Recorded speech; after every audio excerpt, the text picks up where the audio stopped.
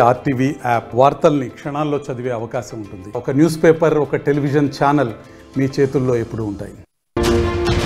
SLBC tunnel rescue operation లో వేగం పెంచారు అధికారులు.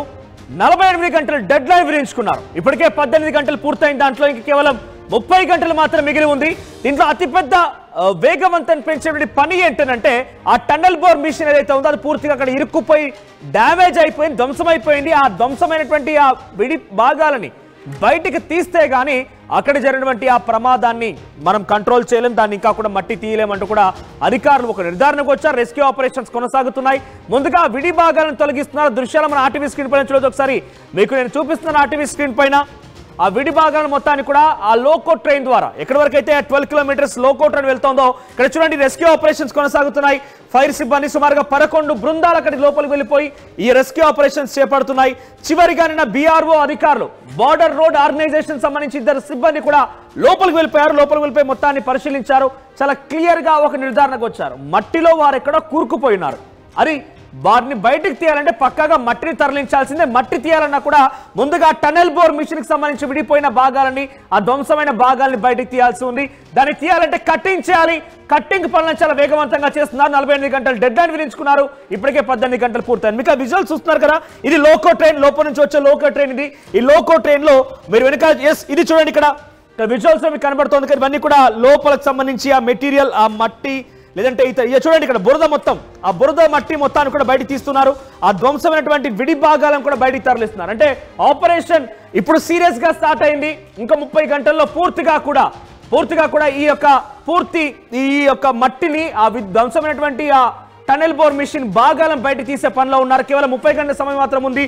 వాళ్ళు టార్గెట్ పెట్టుకున్న దాంట్లో ఇక్కడ చూడండి ఆ మెటీరియల్ మొత్తం కూడా, ఆ ఐరన్ మెటీరియల్ కొన్ని టన్నుల కొద్ది బరువైనటువంటి ఆ మెటీరియల్ ని లోకో ట్రైన్ ద్వారా బయటకు తీసుకొస్తున్నారు. అయితే ఎగ్జాక్ట్ గా లోకో ట్రైన్ కూడా చివరి వరకు వెళ్ళడం లేదు. కేవలం 12.6 కిలోమీటర్ వరకు మాత్రమే లోకో ట్రైన్ వెళ్తోంది. అక్కడి వరకు అందులో పనిచేసేటువంటి సిబ్బంది కార్మికులే సహాయార్థం వారిని తీసుకొని ఆ మెషిన్స్ ని, ఆ బరువైనటువంటి ఆ ఐరన్ మెటల్ ని కూడా బయటకు తీసుకొచ్చి ఇక్కడ పెడుతున్నారు. చాలా హెవీ జనరేటర్స్ తీసుకొని కట్టింగ్ చేస్తున్నారు.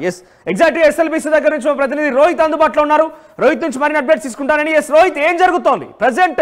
ఆపరేషన్ ఎలా కొనసాగుతుంది? రెస్క్యూ ఆపరేషన్ సంబంధించి ఎటువంటి వేగాన్ని పెంచారు? ముఖ్యంగా 48 గంటల సమయంలో 18 గంటలు పూర్తయిపోయింది. ఇంకా 30 గంటల్లో ఇప్పుడు ఏం చేస్తున్నారు? ఎగ్జాక్ట్ గా ఎస్ఎల్బిసి దగ్గర ఎటువంటి ఆపరేషన్ కొనసాగుతోంది? మనోజ్, ఇప్పుడే మంత్రి ఉత్తమ్ కుమార్ కూడా ఇక్కడికి వచ్చారు. అండ్ ఈరోజు బీఆర్ఎస్ నేతలు కూడా ఇక్కడికి రాబోతున్నారు. దీంతో ఒకవైపు పొలిటికల్ హీట్ కూడా మనకి ఇక్కడ కనిపిస్తుందనే చెప్పాలి. ఇక్కడ భద్రతా బలగాలను కూడా ఎక్కువగా మోహరించారు. నిన్నటి వరకు కంటే ఈరోజు కొంచెం ఆంక్షలు ఎక్కువగా ఉన్నాయి. ఎందుకంటే ప్రతిపక్ష నేతలు వస్తున్నారు కాబట్టి ఈరోజు కొన్ని ఆంక్షలు ఉన్నాయి.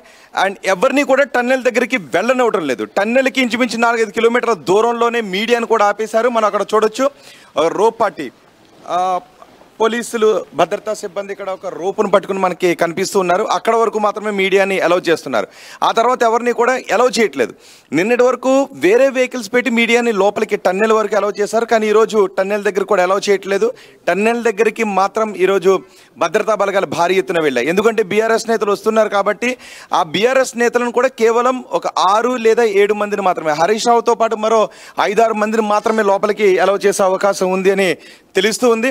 సో ఎవరైనా ఎక్కువ మంది బీఆర్ఎస్ నేతలు లోపలికి వెళ్ళాలి అనే ప్రయత్నం చేస్తే ఖచ్చితంగా అడ్డుకుంటాము, అంతమందికి అనుమతి లేదు అని చెప్తున్నారు. ఎందుకంటే టెక్నికల్ టీం కూడా ఈరోజు 9th టీం కూడా వెళ్ళింది లోపలికి ట్రైన్లో. రోజు కూడా ఎక్స్పర్ట్స్ వెళ్తూ ఉన్నారు. వాళ్ళని లోపల చిక్కుకున్న వాళ్ళ పరిస్థితి ఏంటి, ఆ మెషిన్ని బయటికి ఎలా తీయాలి, టన్నెల్ బోర్ మెషిన్ని ఎలా బయటికి తీయాలి, దాన్ని కట్ చేయాలా, కట్ చేస్తే మరింత ఊబి నీళ్లు వచ్చే అవకాశం ఉందా ఏంటి అని పరిశీలిస్తున్నారు. జియోఫిజికల్ టీమ్, రీసెర్చ్ టీం కూడా అక్కడికి చేరుకుంది. ఈరోజు 9th టీం ఇంతకు ముందే లోపలికి వెళ్ళింది. నిన్న కూడా మనం టన్నెల్లో చాలా దూరం వెళ్ళాం. ఈరోజు కూడా మనం వెళ్ళడానికి ట్రై చేసాం. కానీ ఇక్కడ నిపుణుల టీంతో పాటు పొలిటికల్ హీట్ కూడా పెరగడంతో కొన్ని ఆంక్షలు విధించారు. మీడియాని ఇప్పుడు మనకి అక్కడ వేసి ఉన్న టెంట్లో మాత్రమే మీడియాని ఇక్కడి వరకు మాత్రమే అలౌ చేస్తూ ఉన్నారు. సో మీడియా ప్రతినిధిని ఇది దాటి 5 కిలోమీటర్ల దూరంలో ఎవరిని అలౌ చేయట్లేదు. ఇంతకుముందు మనకి సెట్లో కూడా వినిపించింది. సెట్లో వాళ్ళకి వచ్చిన ఆర్డర్స్ ఏంటంటే ఒక్క మీడియా కెమెరా కూడా లోపలికి వెళ్ళటానికి వీలు లేదు అనే ఆంక్షలు అయితే మాత్రం విధించారు. సో ఇక్కడ వరకు మాత్రమే మీడియా ప్రతినిధులను అలౌ చేస్తారు. అంటే నిన్నటి వరకు కూడా అక్కడ ఆపరేషన్స్ కేవలం ఒక ఇన్స్పెక్షన్ వరకే ఆగిపోయి ఉన్నాయి. కానీ ఈ రోజు నుంచి ఎగ్జాక్ట్ గా ఆపరేషన్ జరుగుతుంది. అక్కడ జయప్రకాష్ అసోసియేట్స్ సంబంధించి అధినేత వచ్చి ఏం కాదు కట్ చేయండి, ఆ టనల్ బోర్ మిషన్ కట్ చేయండి, పర్మిషన్ ఇచ్చేంత వరకు కూడా ఆ మిషన్ కట్ చేయలేదు అని ఒక సమాచారం బయటకు వస్తుంది. అంటే ఇన్ని రోజుల పాటు జరిగింది కేవలం పరిశీలన మాత్రమే, ఎగ్జాక్ట్ ఆపరేషన్ జరగలేదు అని తెలుస్తోంది. సో ఈ లీకేజీలు ఈ ఇన్ఫర్మేషన్ బయటికి పొక్కడంతో మీడియా ఆంక్షలు విధించారా? మనోజ్, నిజానికి జేపీ అసోసియేట్స్ అధినేత ఇంతకు ముందు వచ్చారు. ఇది మన వెనకే ఇక్కడ హెలికాప్టర్ కూడా కనిపిస్తోంది. దానిలోనే మార్నింగ్ ఆయన వచ్చారు, లోపలికి వెళ్ళారు. అయితే ఆ మెషిన్ చాలా కాస్ట్ ఎక్కువ కాబట్టి దాన్ని కట్ చేయొద్దు అని ఆయన అడిగారు. వాళ్ళ పర్మిషన్ ఇవ్వలేదు అని వార్తలు వస్తున్నాయి. దానిలో కూడా క్లారిటీ రావాల్సిన అవసరం ఉంది. అయితే ఇక్కడ ఎన్డీఆర్ఎఫ్ సిబ్బంది, మిగిలిన ఆర్మీ సిబ్బంది, నిపుణులు ఎవరైతే ఉన్నారో వాళ్ళు చెప్తున్న వివరాలు కూడా ఏంటి అంటే, లోపలికి వెళ్ళిన తర్వాత అది ఊబి, నిజానికి కొన్ని వీడియోస్ మనకి ఎక్స్క్లూజివ్గా వచ్చిన వీడియోస్ కూడా మనం టెలికాస్ట్ చేసాం. కొంచెం దూరం వెళ్ళిన తర్వాత ఆ టన్నెల్ పై భాగాన్ని ఇలా పట్టుకుని వెళ్తూ ఉన్నారు. వెళ్ళిన ఆర్మీ సిబ్బంది కూడా కొన్ని ప్రత్యేక ఏర్పాటు చేసినటువంటి ప్యాడ్స్ ఏర్పాటు చేశారు. దానిపైన అడుగు వేసుకుంటూ తాడు పట్టుకుని అక్కడికి వెళ్ళారు, కర్రలు గుచ్చుతూ ఉన్నారు. అంటే ఆ ప్యాడ్ కూడా ఎందుకంటే దాని మీద అడుగు వేసిన తర్వాత అది లోపలికి దిగిపోకుండా. ఒక ముగ్గురు ఉన్నారు, ఫస్ట్ పర్సన్కి తాడు కట్టారు, రెండో వ్యక్తి కూడా తాడు పట్టుకున్నారు, మూడో వ్యక్తి కూడా వెనక ఉన్నారు. సో ఫ్రంట్ వెళ్ళిన వ్యక్తి ఊబిలో దిగిపోతే వెంటనే మిగిలిన వాళ్ళు రెస్క్యూ చేయడానికి కర్రలు పట్టుకుని ఉంటే అదంతా కూడా ఊబి ఉంది. సో లోపలికి వెళ్ళిన తర్వాత అంత జాగ్రత్తగా వెళ్లాల్సినటువంటి పరిస్థితులు ఉన్నాయి. అక్కడ ఉన్న ఊబిని బయటకు తీసి ఆ మెషిన్ని బయటకు కట్ చేయాలి. ఆ మెషిన్ కూడా ఆ ఊబి అంతా కూడా మెషిన్ ఆపి ఉన్నట్లయితే, ఒకసారిగా మెషిన్ని తొలగించినట్లయితే అది ఎంతవరకు ముందుకు నెట్టుకుని వస్తుందో తెలియనటువంటి పరిస్థితి ఉంది అని చెబుతున్నారు. సో అందుకే జియోఫిజికల్ రీసెర్చ్ టీం అక్కడ ప్రమాదకర పరిస్థితులు లేవు, ఒకవేళ మెషిన్ని కట్ చేసినా ఎటువంటి ఫర్దర్ ప్రమాదం కూడా చోటు చేసుకోదు అని వాళ్ళు రిపోర్ట్ కనుక ఇచ్చినట్లయితే దాన్ని కట్ చేస్తామని చెప్తున్నారు. అదే సమయంలో జేపీ అసోసియేట్స్ ఆ మెషిన్ చాలా కాస్ట్ ఎక్కువ కాబట్టి వాళ్ళు కట్ చేయొద్దన్నారు. అందుకే 8 మంది ప్రాణాలను 500 కోట్ల రూపాయల మిషన్ కింద పణంగా పెట్టేశారంటూ కొన్ని వార్తలు వస్తున్నాయి. అదే సమయంలో లేదు, ఫర్దర్గా ఇంకో ప్రమాదం జరగకుండా ఉండటానికి మాత్రమే నిపుణులు ఇచ్చేటటువంటి సూచనల మేరకు మాత్రమే కట్ చేస్తారు అని రెస్క్యూ ఆపరేషన్స్ కొనసాగుతాయనే చర్చ కూడా విడిపోయిన భాగాలని, ధ్వంసమైన భాగాల్ని వెలికి తీయాలన్నా కూడా ఒక పరికరాలంటి కావాలి. డెఫినెట్ గా లోకోట్రీలు సాధ్యపడుతున్నాయి. అంత హెవీ మిషన్స్ ని, అంత టన్స్ ఆఫ్ టన్ వెయిట్ ఉన్నటువంటి ఆ మిషన్స్ ని బయటకు తీసుకురావాలంటే ఎటువంటి ప్రత్యామ్నాయ మార్గాన్ని ఎంచుకున్నారు? ఎగ్జాక్ట్లీ, నిజానికి అక్కడికి వెళ్ళిన తర్వాత ఆ లోపల ఉన్న డెబ్రీస్ అన్నీ కూడా బయటికి తీసిన తర్వాత వాటిని వెనక్కి ఎంతవరకు పెట్టగలుగుతారు అంటే, ఆ మెషిన్ కూడా ఎన్ని మీటర్ల పొడవు ఉంటుందో మనం చూడొచ్చు. తవ్వారు కాబట్టి వాటిని బయటకు తీసుకొచ్చిన తర్వాతే మిగిలిన ఆపరేషన్స్ అన్నీ కూడా కాదు. ఫస్ట్ జరగాల్సింది ఏంటి అంటే, ఆ 8 మంది జాడ ఏ విధంగా ఉంది అనేది మాత్రమే తీయాలి. ఆ తీసినటువంటి ప్రతి తట్టమట్టి కూడా బయటకు తీసుకొచ్చి వేసిన తర్వాతే రెస్క్యూ ఆపరేషన్స్ కొనసాగాలి అంటే చాలా టైం పట్టే అవకాశం ఉంటుంది. కానీ 14 కిలోమీటర్ల మేర టన్నెల్ ఉంది కాబట్టి ఆ డెబ్రీస్ అన్ని కొంచెం వెనక్కి వేసుకొని ఆ 8 మంది జాడ ఏ విధంగా ఉందో కనుక్కోవటానికి ఆ ప్రతి పార్ట్ను బయటికే తీసుకుని రావాల్సిన అవసరం లేదు. అక్కడ నుంచి కొన్ని మీటర్ల మేర వెనక్కి పెట్టి ఆ 8 మంది జాడ కనుగొన్న తర్వాత మిగిలిన పనులు చేసుకోవచ్చు. అంటే మళ్ళీ టన్నెల్ పనులను ప్రారంభించడానికి నిజంగా కొన్ని నెలలు పట్టే అవకాశం ఉంటుంది మరో మెషిన్ తీసుకుని వచ్చి. కానీ ఇక్కడ ప్రధానంగా ఏంటి అంటే, ఆ 8 మంది జాడ తెలియాలి అంటే మిషన్లో ఉన్న ప్రతి పార్ట్ని టన్నెల్ బయటికే తీసుకొచ్చిన తర్వాతనే అవసరం లేదు. 14 కిలోమీటర్ల టన్నెల్ ఉంది కాబట్టి ఆ మెషిన్ ఎంత పొడుగుందో అవసరమైతే పోనీ ఇంకొక 100 మీటర్ల మేర వాటిని వెనక వేసుకుంటూ వెళ్ళి వాళ్ళ జాడను కనుక్కోవచ్చు. అది పెద్ద కష్టం కదా. కానీ ఆ మెషిన్ని తీసేటప్పుడు వాళ్ళు వెళ్ళి అక్కడ తీస్తారు కాబట్టి ఆ మెషిన్ పార్ట్స్ని తీసిన తర్వాత దాన్ని కదిపితే మళ్ళీ ఒక్కసారిగా ఆ ఊబంతా బయటకు వచ్చి పడితే ఆ మెషిన్ దగ్గరుండి కట్ చేస్తున్న వాళ్ళకి ఏదైనా ప్రమాదం సంభవించే అవకాశం ఉంటుందా అనే అనుమానాలు వ్యక్తమవుతున్నాయి. సో జియోఫిజికల్ టీం అది జరుగుతుందా జరగదని నిర్ధారించిన తర్వాత ఫర్దర్ పనులు కొనసాగే అవకాశం ఉంటుంది. సో ఈరోజు జియో ఫిజికల్ టీం కూడా వెళ్ళింది అండ్ 9th బ్యాచ్ కూడా వెళ్ళింది. మరి కొద్దిసేపట్లో 9th బ్యాచ్ అంటే 4 గంటలకి వాళ్ళు వచ్చే అవకాశం ఉంటుంది. ఈలోపే అంటే వాళ్ళు చెప్తుంది ఒకటే, మట్టిని బయటికి తీయాలి, మెషిన్ని కట్ చేయాలి. అంత హెవీ మెషిన్ని కట్ చేయాలంటే కటర్స్ లోపలికి పట్టుకు వెళ్ళాలి. ఆల్రెడీ దీనిలో గ్యాస్ సిలిండర్స్ని పట్టుకు వెళ్ళారు, కటర్స్ని పట్టుకు వెళ్ళారు. ఆ ట్రైన్లో సిలిండర్స్ని పట్టుకు వెళ్తున్న దృశ్యాలు కూడా మన దగ్గర ఉన్నాయి. ఆ కటర్స్ని పట్టుకు వెళ్తున్న విజువల్స్ కూడా మన దగ్గర ఉన్నాయి. సో వాటిని పట్టుకు వెళ్ళారు, అంటే రెడీ చేసుకుంటున్నారు మెషిన్ని కట్ చేయడానికి.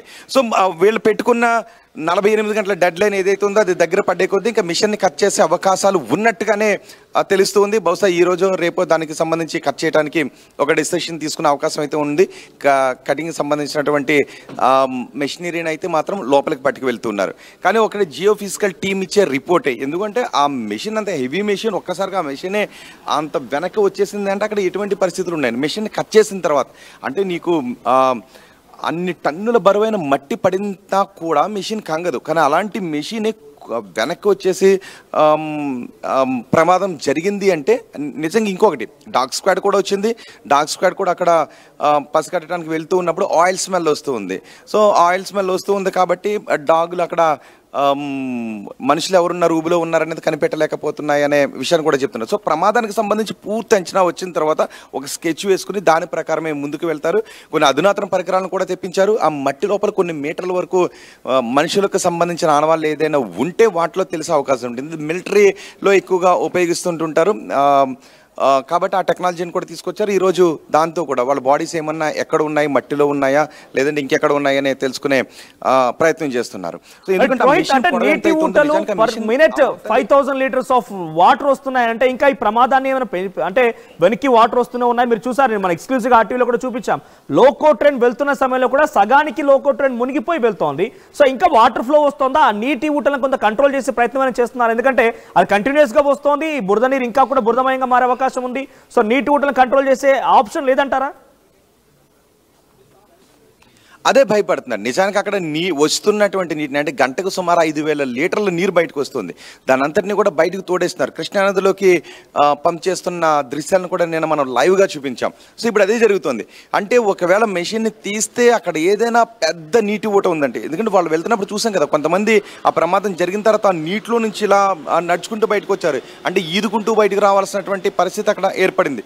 సో ఆ మెషిన్ తీసిన తర్వాత ఇప్పుడు ఏదైనా అక్కడ పెద్ద ఫోర్స్తో నీరో లేదంటే ఊబో పెద్ద ఫోర్స్తో బయటకు వస్తే అది ఫోర్స్ ఎంతవరకు ఉంటుంది, అది వెనక్కి ఎన్ని మీటర్లు తన్నే అవకాశం ఉంటుంది, తన్నుకుని వచ్చే అవకాశం ఉంటుంది అనేది ఇంకా అంచనా వేయలేకపోతున్నారు. అది కేవలం జియో ఫిజికల్ నిపుణులు మాత్రమే దాన్ని అంచనా వేయగలుగుతారు. కాబట్టి ఆ నిపుణులు రోజు అక్కడికి వెళ్తున్నారు. ఇంతవరకు అయితే మెషిన్ ఏది కట్ చేయలేదు. సో ఇప్పుడు కట్ చేయడానికి కావాల్సినటువంటి సామాగ్రిని పట్టుకు వెళ్తున్నారు. వన్స్ ఒక్కసారి రెడీ అన్న తర్వాత దెన్ కట్ చేసే పనులు ప్రారంభమవుతాయి. కట్ చేసిన తర్వాత దాన్ని ఒక్కొక్క పార్ట్ని బయటకు తీసుకొచ్చిన తర్వాతే రెస్క్యూ కంప్లీట్ అవ్వాల్సిన అవసరం లేదు. దాన్ని వెనక ఒక చోట అంటే కొన్ని మీటర్ల మేర ఒక మరో 50 మీటర్ల మేర లేదంటే 100 మీటర్ల మేర వెనక తీసుకొచ్చిన తర్వాత అక్కడ నుంచి రెస్క్యూ ఆపరేషన్ కొనసాగవచ్చు. ఎందుకంటే 8 మంది జాడ కనుక్కున్న తర్వాత పనులను ప్రారంభించాలి. నిజానికి మీరు అన్నట్టు పనులను మళ్ళీ ప్రారంభించడానికి ఆ డెబ్రీస్ అంతా బయటకు తీసుకుని రావాలి. కన్వేయర్ బెల్ట్ పనిచేయట్లేదు, మెషిన్ పనిచేస్తేనే కన్వేయర్ బెల్ట్ పనిచేస్తుంది. సో మిగిలిన పనులు ప్రారంభించడానికి అయితే లోపల ఉన్న డెబ్రీస్ అన్ని బయటకు తీసుకుని రావాల్సిందే. కానీ మనుషులు జాడ కనుక్కొని 8 మందిని బయటకు తీయడానికి కంప్లీట్గా లోపల ఉన్న వాటిని అన్నింటిని కూడా ముఖద్వారం నుంచి కంప్లీట్గా ప్రతి వస్తువును తీసుకొచ్చిన తర్వాతే అవసరం లేదు. కొన్ని మీటర్ల మేర వాటిని వెనక్కి జరిపి ఆ బాడీస్ కానీ వాళ్ళు ఎటువంటి స్థితిలో ఉన్నారు అనే వివరాలు మాట్లాడుకున్నాం. కేవలం వాళ్ళు చిక్కుకున్నారు, ఇరుక్కున్నారనే పదాలు వరకు మనం పరిమితం అయ్యాం. అదే నేను చెప్తుంటా వాళ్ళు ఎలాగున్నారనేది. అంటే అనుమానాలు వ్యక్తం చేస్తున్నారు. వాడు చనిపోయారా బతుకున్నారా అనేది, కానీ బతుకుండటానికి అవకాశాలు తక్కువ అని అనుకుంటున్నారు. అంటే ఛాన్సెస్ ఉన్నాయి. ఎందుకంటే కొన్ని సందర్భాల్లో మనం చూసాం, రోజులు భూకంపాలు వచ్చినప్పుడు కూడా శిథిరాల కింద రోజుల తరబడి రెస్క్యూ ఆపరేషన్స్ తర్వాత చిన్న చిన్న పిల్లలు బతికినటువంటి సందర్భాలు కూడా ఉన్నాయి. కాబట్టి దీన్నే బేస్ చేసుకుని బతకడానికి ఏదైనా అవకాశాలు ఉన్నాయి అనే అనుమానాన్ని వ్యక్తం చేస్తున్నారు. అందుకే వాళ్ళకి ప్రాణాపాయం కలిగిందనే దాన్ని ధృవీకరించట్లేదు. మొన్న కూడా మనం చూసాం, వైనాడులో బురద కింద కూడా కొన్ని రోజుల తర్వాత ప్రాణాలతో బయటపడ్డ సందర్భాలను మనం చూసాం. సో ఇక్కడ కూడా వాటి కింద ఏదైనా ఒక చిన్న గ్యాప్ ఉండి అందుకే నిరంతరం లోపలికి ఆక్సిజన్ కూడా పంపిస్తున్నారు. సో ఏదైనా ఛాన్స్ ఉంటే వాళ్ళు బతకడానికి అవకాశం ఉందని భావిస్తున్నారు. కానీ ఒకవేళ దాన్ని మెషిన్ని తొలగిస్తే మాత్రమే వాళ్ళ జాడ తెలుస్తుంది. కానీ వారు థర్మకోల్ సాయంతో చివరి వరకు వెళ్ళారు, అయినా కూడా వారికి ఎటువంటి ఆనవాళ్ళకి అటువంటి మూమెంట్ కనిపించలేదు అని అంటే బహుశా మట్టిలో ఇరుక్కుపోయి ఉండే అవకాశం ఉందా, లేదంటే అవతలి వైపుగా ఆ టన్నెల్ బోర్ మిషన్ దగ్గర టిప్ లో ఉండే అవకాశం ఉందా? అంటే అటువంటి విధంగా అంచనా వేస్తున్నారా? అవతల వైపు ఉండే అవకాశం లేదు మనోజ్, అవతల వైపు ఉండే అవకాశం లేదు. ఏదైతే టన్నెల్ బోర్ కట్టింగ్ మెషిన్ ఏదైతే ఉందో, ఫ్రంట్ పార్ట్ ఏదైతే ఉందో, దానికి ఆ కొండకి మధ్యలో ఇక గ్యాప్ ఉండదు. కేవలం వీళ్ళు ఉన్నటువంటి మెషిన్లో మాత్రమే ఉంటారు. అది కట్ చేస్తూ ఉంటుంది ఫ్రంట్ పార్ట్లో. ఆ తర్వాత ఆటోమేటిక్గా కన్వేయర్ బెల్ట్ పైన పడుతుంది. ఆ కన్వేయర్ బెల్ట్ నుంచి అదంతా కూడా బయటకు వచ్చేస్తుంది. ఆ తర్వాత ఏవైతే బ్లాక్స్ ఉన్నాయో వాటిని చుట్టూ అమర్చే పని ఇదంతా కూడా మెల్లమెల్లగా జరిగిపోతుంటుంది. కాబట్టి వీళ్ళు మెషిన్కి ఆ కొండకి మధ్యలో ఉండే అవకాశం ఖచ్చితంగా లేదు. ఖచ్చితంగా ఉంటే ఆ మెషిన్లో ఎక్కడి వరకు అయితే మనుషులు ఆపరేట్ చేయడానికి అవకాశం ఉంటుందో ఆ మెషిన్ దగ్గర నుంచి మాత్రమే, ఆ మెషిన్లో ఫ్రంట్ పార్ట్ కాకుండా మధ్యలో నుంచి మనుషులు ఆపరేట్ చేయడానికి అవకాశం ఉంది. అక్కడ నుంచి వెనక్కే ఉంటారు ఖచ్చితంగా. కాబట్టి మెషిన్కి కంప్లీట్గా అవతల మనుషులు ఉండే అవకాశమే లేదు. అంటే మనం ఏమనుకున్నామంటే ఇంతకుముందు ఉత్తరాఖండ్లో జరిగింది. ఉత్తరాఖండ్లో ఏదైతే డెబ్రీస్ అన్ని పడిపోయాయో, ఆ పడిపోయిన తర్వాత అవతల పక్క కొంచెం ఖాళీ ఉంది, ఆ మధ్యలో వాళ్ళంతా ఉండిపోయారు. అది పెద్ద ఖాళీ ఉంది కాబట్టి వాళ్ళు గాలి పీల్చుకోవడానికి అటు ఇటు తిరగడానికి అవకాశం ఉంది. సో ఇక్కడ మెషిన్కి ఆ కొండ ప్రాంతానికి మధ్యలోకి గ్యాప్ అయితే లేదు. కానీ ఆ ఒక ఫోర్స్తో మట్టి ఊబి నీరు ఇదంతా తన్నుకొచ్చింది కాబట్టి ఆ మెషిన్ కూడా తోసుకొచ్చింది. ఆ మెషిన్ కూడా మట్టితో నిండిపోయింది కాబట్టి దానిలో వాళ్ళు ఉండిపోయారు. ఆ ఉండిపోయిన దానిలో ఏదైనా ఖాళీ ఉండి వాళ్ళు గాలి పీల్చుకోవడానికి అవకాశం ఉంటే మాత్రమే వాళ్ళ ప్రాణాలతో వచ్చే అవకాశం ఉంటుంది. కాబట్టి ఏదైనా వాళ్ళ జాడ కనుక్కోవాలి. వాళ్ళు ఎటువంటి పరిస్థితుల్లో ఉన్నారు, బతికున్నారా, ఎలా ఉన్నారు అనేది ఖచ్చితంగా వాళ్ళ 8 మంది జాడ కనుక్కోవాలి.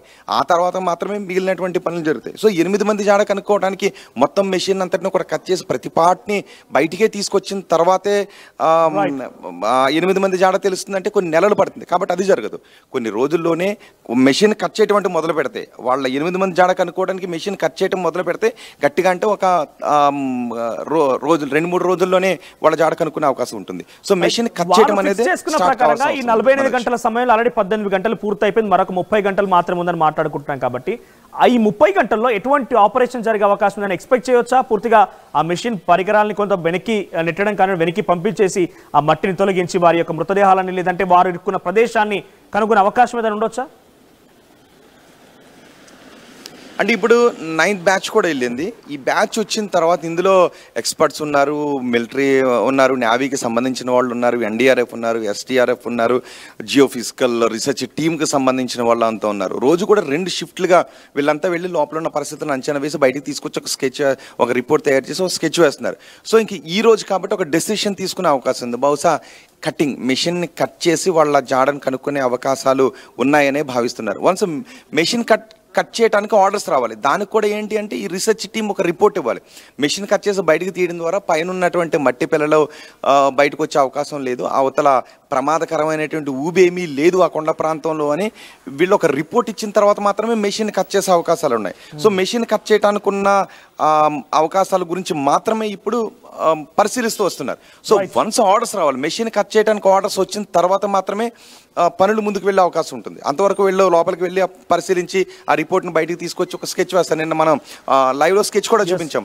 ఎక్కడి నుంచి 12 కిలోమీటర్ల తర్వాత ఏముంది, ఆ తర్వాత 40 మీటర్ల దూరంలో ఏముంది, 50 మీటర్ల దూరంలో ఏముంది, మరో 10 మీటర్ల దూరంలో ఏముంది, ఇదంతా కూడా స్కెచ్ వేశారు. సో ఆ రిపోర్ట్ చూసిన తర్వాత అండ్ ఆ మట్టిని కూడా పరిశీలించారు. ఒకవేళ దీని మెషిన్ పక్కకు తీస్తే అది పూర్తిగా ఎంత పరిధిలో ఆ మట్టి లేదంటే నీరు ఊబి ఉందో అది అంచనా వేసిన తర్వాత మాత్రమే మెషిన్ బయటికి తీసే అవకాశం ఉంది. Right, thank you Rohit, keep updating us. So మొత్తం మీద ఇది లోపల SLBC టనల్ వద్ద ఎటువంటి ప్రమాదం చోటు చేసుకుంది, ఆ ప్రమాదానికి సంబంధించి ప్రెజెంట్ రెస్క్యూ ఆపరేషన్స్ ఎలా కొనసాగుతున్నాయి. ఇప్పటివరకు అయితే రెస్క్యూ ఆపరేషన్స్ కేవలం పరిశీలన దశలోనే ఉన్నాయి.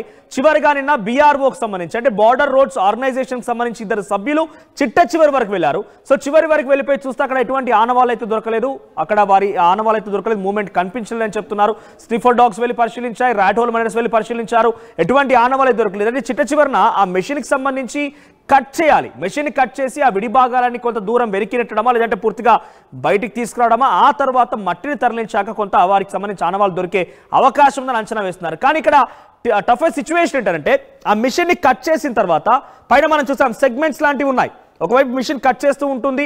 ఆ మిషన్ కట్ చేసే సమయంలో పైన సెగ్మెంట్స్ లాంటివి ఒక పిల్లర్స్ లాంటివి వేస్తూ ఉంటారు. అంటే ఆ రాక్ అనేది కింద పడకుండా, మట్టి కింద జారకుండా అలాంటి సెగ్మెంట్స్ వేస్తూ ఉంటారు. అయితే ఒకవేళ మిషన్ ని కనుక కట్ చేసి వెనక్కి తీసుకొస్తే ఆ సెగ్మెంట్స్ ఏమైనా ఇంకా కూలిపోయే అవకాశం ఉందా, ప్రమాదం ఇంకా పెరిగే అవకాశం ఉందా అనే ఒక అంచనా కూడా ప్రస్తుతం రావాల్సి ఉంది. ఒక రిపోర్ట్ కోసం జియోలాజికల్ ఫిజికల్ డిపార్ట్మెంట్ అక్కడికి వెళ్ళిందట. మరోవైపుగా ఈ ఊటలు కూడా చాలా పెద్ద మొత్తంలో నిమిషానికి 4000 లీటర్లు సుమారుగా వస్తుందని చెప్పి ఏకంగా మంత్రులు, అధికారులు చెప్తున్నారు. కాబట్టి ఆ నీటిని బయటకు తరలించాలా ఎలా? ఒకవేళ కనుక ఈ మెషిన్ ని కనుక కట్ చేసి వెనక్కి తీసుకొస్తే ఆ ఊట ఇంకా పెరిగే అవకాశం ఉందా, వాటర్ లీకేజ్ ఇంకా పెరిగే అవకాశం ఉందా? అదే కనుక పెరిగితే మరింతగా ఈ ప్రమాదం పెరుగుతుంది. కాబట్టి అక్కడ పూర్తిగా ఒక నివేదికను తయారు చేసి ఇంకా ఊటలు ఉన్నాయా, లేకుంటే సెగ్మెంట్స్ కూలే అవకాశం ఉందా, ఇలా పక్కాగా అన్ని రకాలుగా జియోలాజికల్ డిపార్ట్మెంట్ అక్కడికి వెళ్ళింది. కాబట్టి వారంతా సర్వే చేసిన తర్వాత ఒక నివేదిక వస్తుంది. ఆ నివేదిక ఆధారంగా నెక్స్ట్ మిషన్ కటింగ్ అనేది ప్రారంభమవుతుంది. ఇంకా కూడా అక్కడ మిషన్ కటింగ్ అనేది ప్రారంభం కాలేదు, ఇంకా పర్మిషన్స్ కోసం వెయిట్ చేస్తున్నారని తెలుస్తోంది. సో ఏమైనా కూడా ఇది అక్కడ ఎస్ఎల్బిసిలో జరుగుతున్న ప్రమాదానికి సంబంధించిన అప్డేట్స్. అయితే ప్రతిపక్ష పార్టీలుగా బీఆర్ఎస్ పార్టీ కూడా మాజీ మంత్రి హరీష్ రావు కూడా అక్కడికి వెళ్తున్నారు. సో ఆయనని అక్కడ ఈ రోజు కొంత హై టెన్షన్ కూడా ఉండే అవకాశం ఉంది. ఎందుకంటే ప్రతిపక్ష పార్టీ వెళ్తోంది, చాలా మంది అక్కడ రక్షణ సిబ్బంది ఉన్నారు, రెస్క్యూ ఆపరేషన్స్ కొనసాగుతున్నాయి. కాబట్టి మీడియాను కూడా కొంత దూరం వరకు ఆపేశారు. మీడియానే కాదు, సామాన్య వ్యక్తి వరకు లోపలికి అలౌ చేయలేదు. నేటి వరకు కూడా లోపల వెళ్ళి వెళ్ళారు. ఆర్టీవీ కూడా ఏకంగా డైరెక్ట్ గా స్పాట్ వరకు వెళ్ళింది. అక్కడ జరిగినటువంటి ప్రమాదం సంఘటన వరకు కూడా వెళ్ళి అక్కడ ఎక్స్క్లూజివ్ ఈ దృశ్యాలను ఏకంగా ఆర్టీవీ కెమెరాకు బంధించింది, ఆర్టీవీ చూపించే ప్రయత్నం చేస్తోంది. సో ఇక్కడ చివరి వరకు వెళ్ళగలిగింది.